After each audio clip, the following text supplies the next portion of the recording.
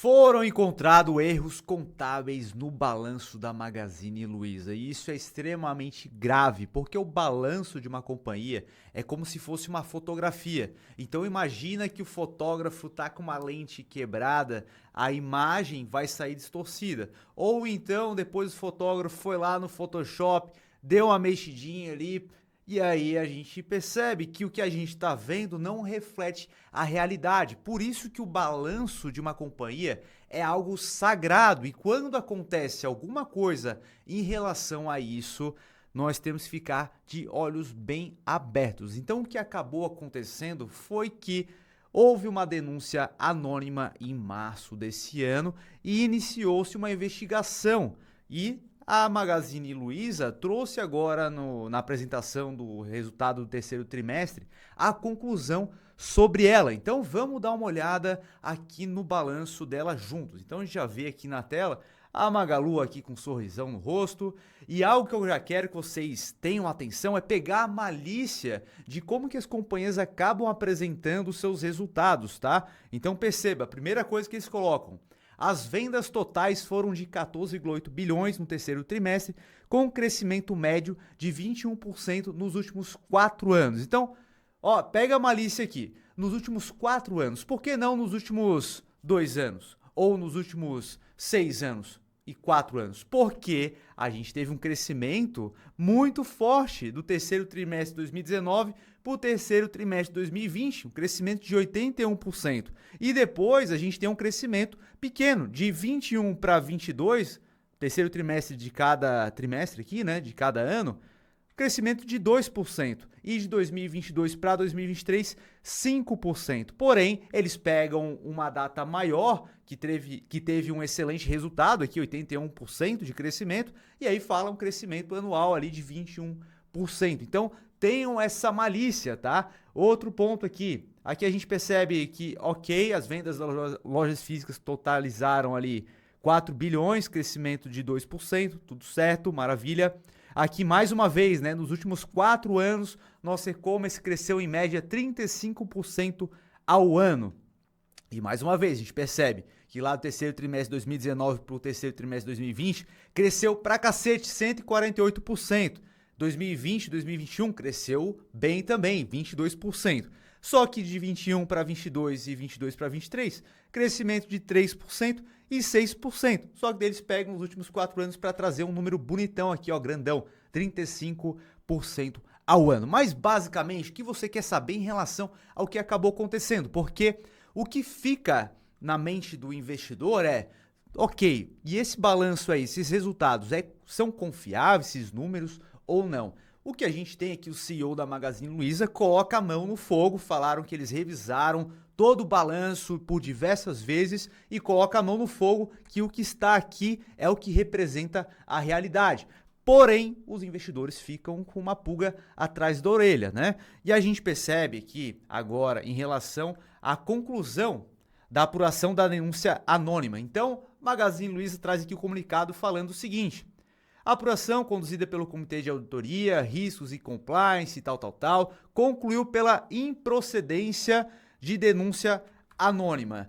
Porém, identificação de incorreções, né? Incorreções, para quem não sabe, é erro mesmo, tá? É erro. Em lançamentos contábeis de bonificações em relação ao período de competência, tá? Então, teve erros aqui em relação à parte de bonificações.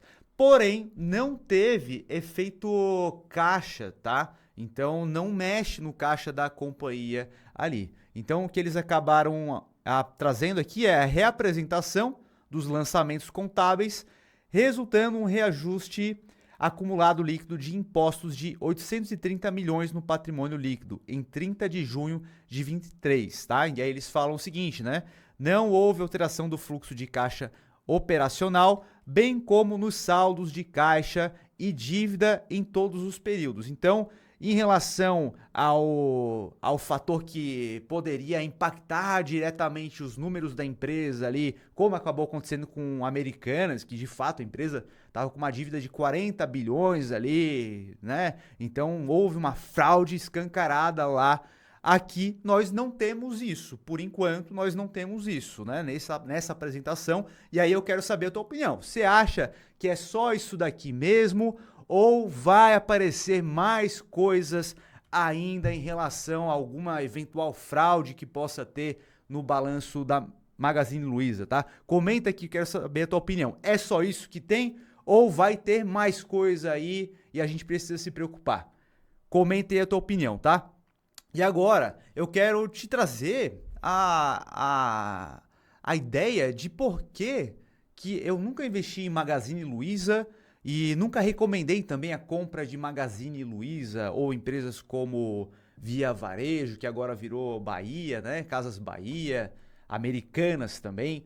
E um dos motivos principais é em relação ao tipo de produto que elas trabalham. Elas trabalham com bens de consumo duráveis, né? Então, geralmente, quando você vai consumir algo na Magazine Luiza, pelo menos boa parte do faturamento dessas empresas vem de produtos e bens duráveis, né? Então, uma geladeira, um fogão, uma televisão, eletrodomésticos de modo geral, que acaba representando uma fatia bastante grande da receita, são bens que você não compra de forma recorrente, como roupas, por exemplo, né?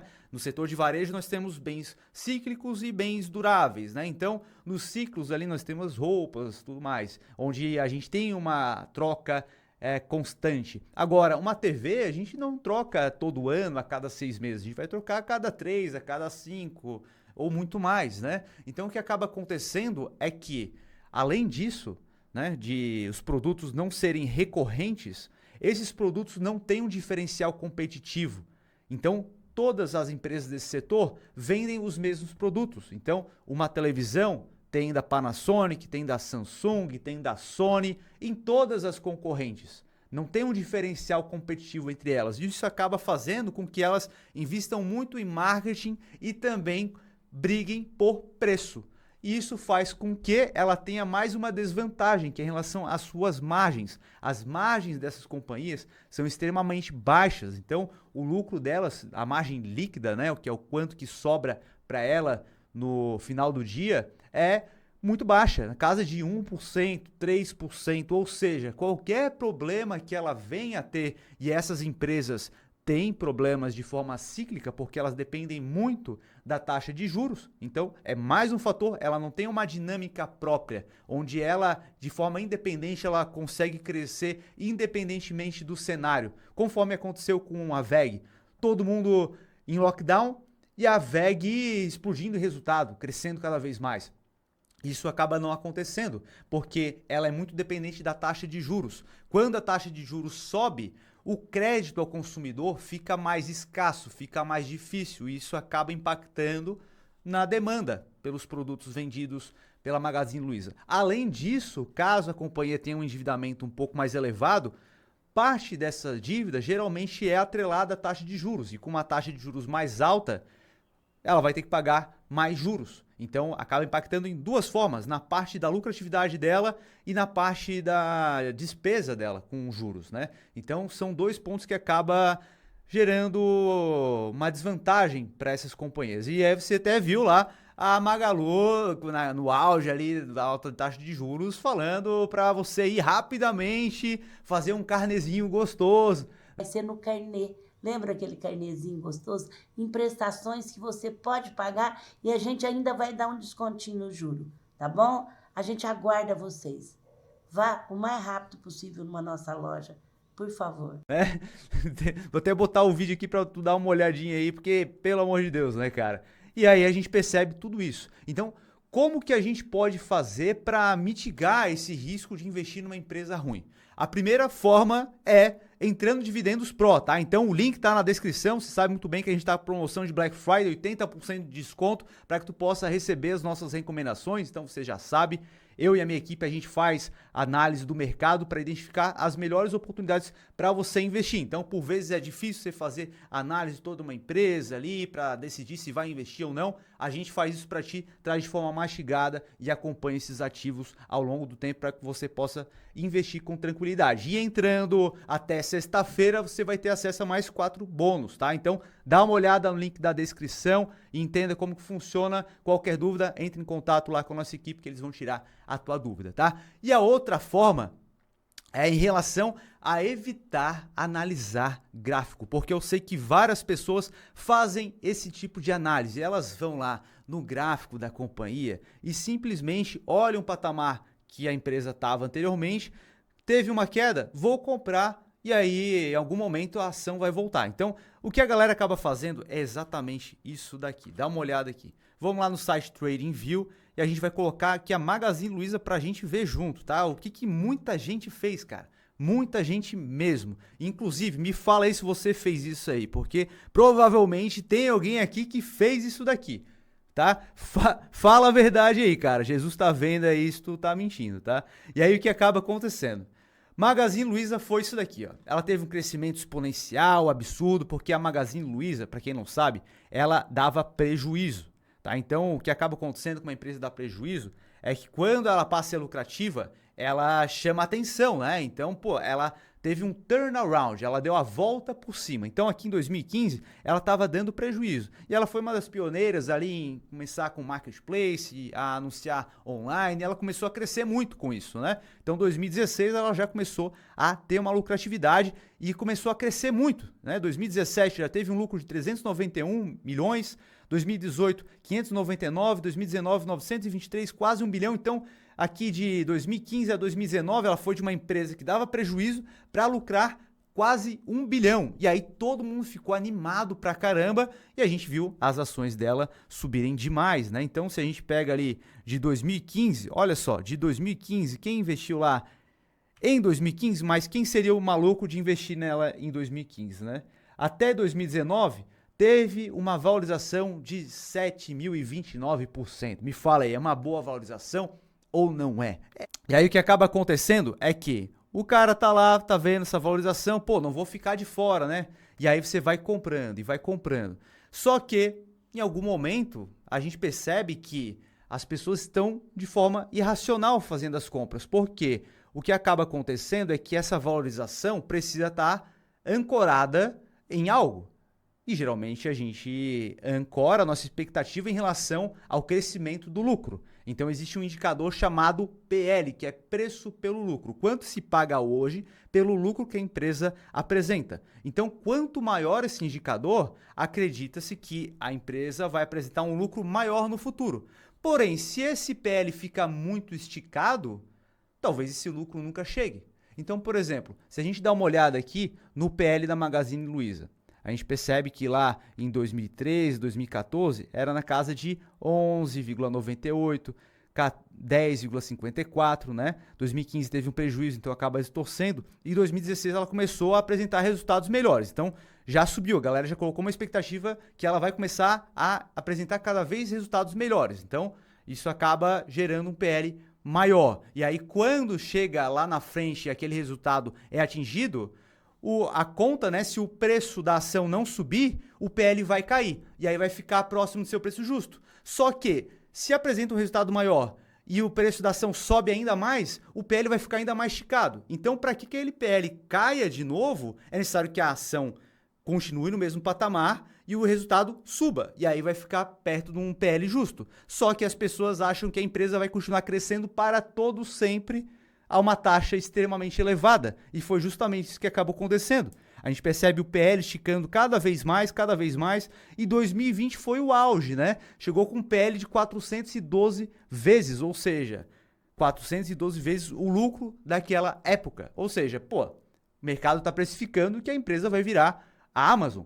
Não vai virar a Amazon, pelo amor de Deus. Então, o mercado acaba sendo irracional em alguns momentos. Isso acaba sendo muito ruim. E o erro que a galera acaba cometendo é, beleza, tá lá, e aí a ação começou a cair, né? Então, imagina, a ação caiu desse ponto até aqui, quase 30%. E aí o cara não sabe o que vai acontecer no futuro, né? Ele simplesmente viu isso daqui, ó. Ele viu isso daqui. Ah, tava lá, caiu pra cá, pô, vou comprar aqui porque tá barato agora, né? Em algum momento vai voltar pro topo que ela tava e vai continuar crescendo. E aí vai lá e a empresa sobe um pouquinho e ele pensa lá, né? Pô, subiu 26%. Pô, legal, tô ganhando dinheiro. E aí a empresa começa a cair pra caramba, E cai daqui até aqui, 70%, 71%. E aí o sujeito tá aqui, que começou a investir agora, pô, Magazine Luiza, olha só, ela teve esse crescimento todo, né? E agora tá praticamente nesse fundo aqui agora. Tá praticamente nesse fundo. Então, em algum momento, vai voltar para cá de novo. E aí o cara vai lá e investe. E aí o que acaba acontecendo? A ação continua caindo ainda mais, né? De tal forma que, desse ponto aqui que o rapaz estava achando que era o fundo do poço, né? Pô, tá extremamente baixo, vou comprar agora, tá barato. A ação caiu mais 76%. Mais 76%. Então, cara, não é porque a ação caiu muito que ela não pode cair ainda mais. E algo que você precisa saber é que quando uma ação cai, ela precisa subir mais do que ela caiu para voltar para o mesmo patamar. Então, por exemplo, se uma ação ela cai 10%, ela precisa subir 11%. Faz sentido isso para ti? Porque imagina o seguinte, para ficar fácil aqui a conta. Se uma ação custa R$10 e ela cai 50%, agora o preço dessa ação foi para R$5. Se ela sobe 50%, ela vai para quanto agora? Vai para 7,50. Então, caiu 50%, não tem que subir 50%. Agora, se uma ação caiu 50%, tem que subir 100%, tá? E agora, quanto maior a queda, maior vai ser a subida que ela vai precisar trazer. Então, se uma ação cai 90%, como foi o caso aqui de Magazine Luiza, essa ação, para voltar ao patamar anterior, ela precisa subir 900%. Então, é muito mais difícil isso acabar acontecendo. Agora, eu quero saber a tua opinião. Esse vídeo aqui foi esclarecedor? Deixa um dedo no like aí. Se inscreva no canal caso ainda não esteja inscrito. Só ativar o botão ali vermelhinho, né? Aperta no botão vermelho, ativa a notificação e caso você ainda não esteja inscrito no Dividendos Pro, o link tá aqui embaixo. Vai lá e aproveita essa condição especial aí de Black Friday, beleza? Um abração e até a próxima.